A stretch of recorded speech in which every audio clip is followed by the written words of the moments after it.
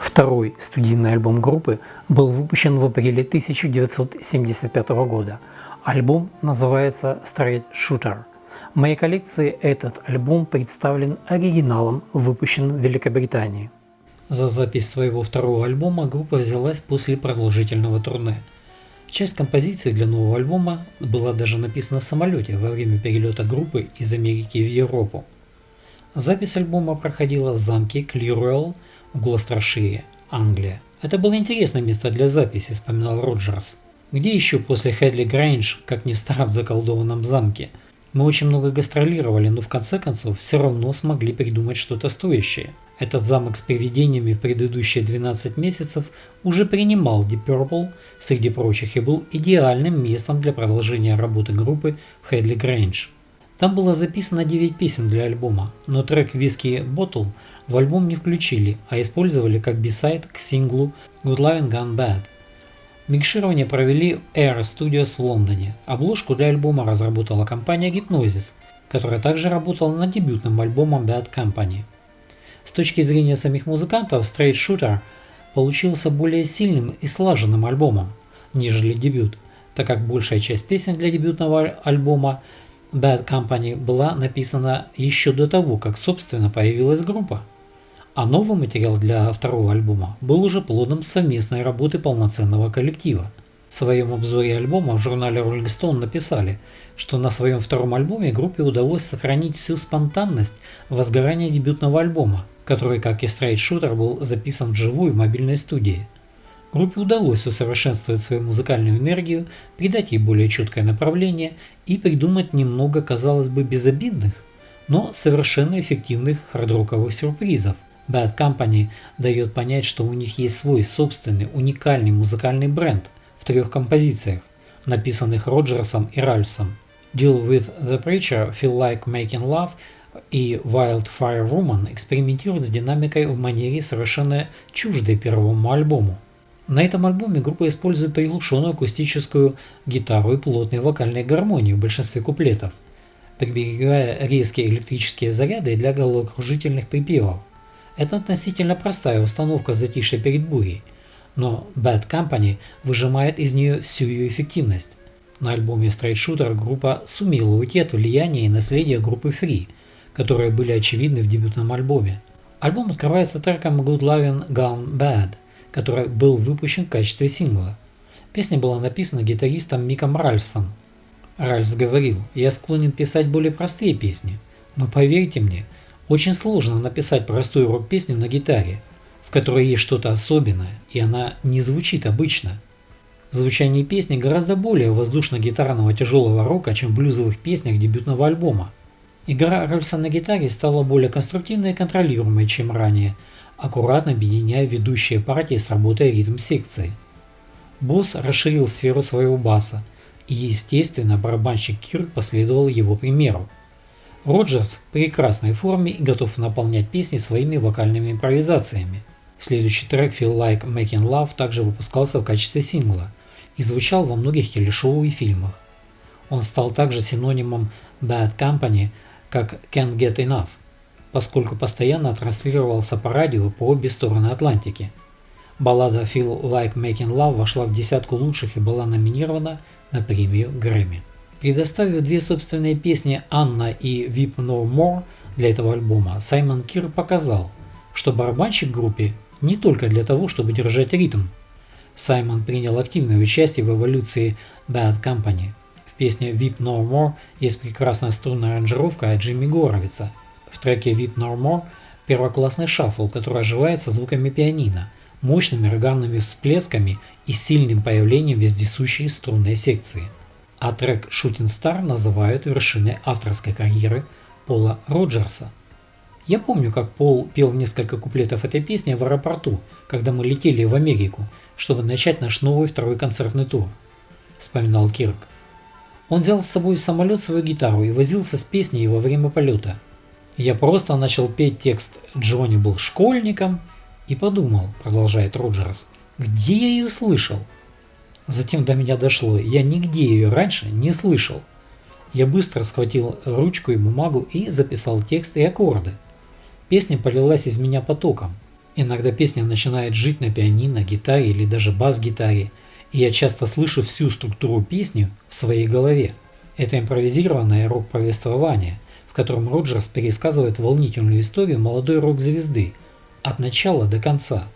Там есть такие слова: «Джонни умер вчера вечером, умер в своей постели. Бутылка виски, снотворная у его головы. Жизнь Джонни прошла мимо него, как теплый летний день. Если вы прислушаетесь к ветру, вы все еще можете услышать, как он играет». В песне рассказывается история молодого человека, отправляющегося в свои рок-н-ролльные приключения, достигшего успеха и впоследствии умершего от наркотической зависимости. Песню приписали как дань уважения нескольким павшим рокерам, к примеру Джимми Хендриксу, Джиму Моррисону, Дженнис Джоплин. При этом Роджерс неоднократно утверждал, что песня была написана не для кого-то конкретного, и что это скорее предупреждение о подводных камнях рок-н-ролльного образа жизни. Straight Shooter – прекрасный пример невядающего рок-н-ролла. Как-то Пола Роджерса спросили: «А какая песня Bad Company вам больше всего нравится?» Пол ответил: «Наверное, моей любимой песней, которую я написал и записал с Bad Company, будет Shooting Star, хотя я горжусь ими всеми. Мне она нравится, потому что в душе я рассказчик, и это хорошая история с очень реальным подтекстом». Песня Shooting Star оставалась неотъемлемой частью любого шоу Bad Company или соло-выступлений Пола Роджерса.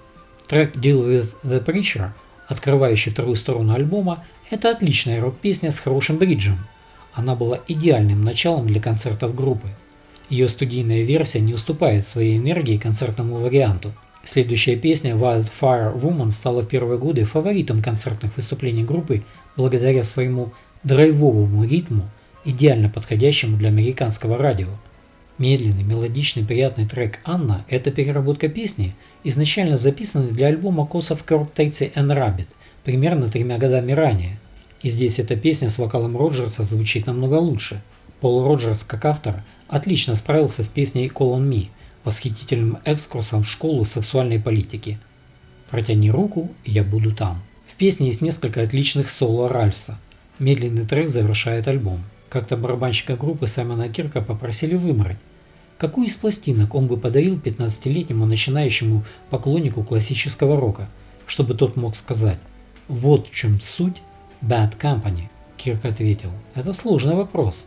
Я бы сказал Straight Shooter. Никакой особой причины.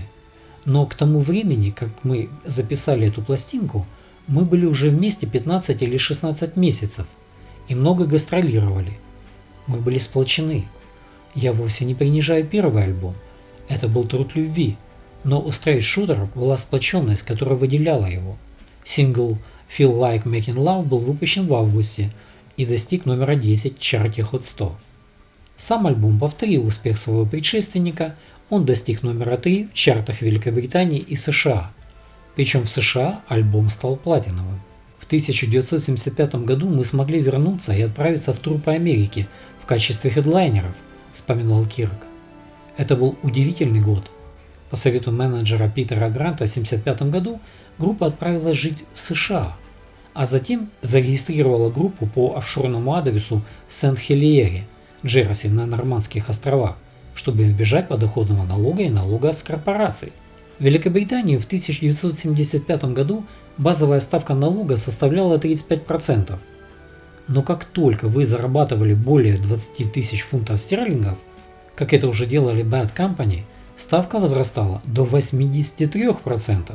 В то время музыкальная пресса задокументировала тот факт, что британские рок-звезды отвернулись от Великобритании. Пол Роджерс вспоминал: в то время мы делали что-то вроде налогового года, потому что слышали, что правительство собирается забрать, по-моему, 96 пенсов с фунта. Со всего, что мы заработали. Так что это была не просто утечка мозгов. Это была также утечка рок-н-ролла.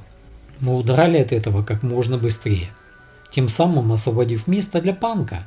Честно говоря, он мне никогда не нравился, я никогда его не понимал. И это никак не повлияло на то, что мы играли. Ни на секунду. А Мик Ральфс добавлял: мы жили в США, когда налоги были смехотворно высокими. И все уезжали из Великобритании. Мы решили смягчить финансовое бремя и в итоге прожили в Калифорнии 6 месяцев в арендованном доме. Мы выбрали Малибу, потому что это было примерно в 45 минутах от Лос-Анджелеса. Кирк, как самый замкнутый из группы, поехал на своем Харлее по всей Америке, когда группа закончила свой концертный тур. Слушая песни этого альбома, никак не могу отделаться от мысли, от образа, что я слушаю эти песни где-то в Техасе, и вокруг меня полно парней в ковбойских шляпах, и на сцене играет и поет американская группа. Но это лично мои ассоциации.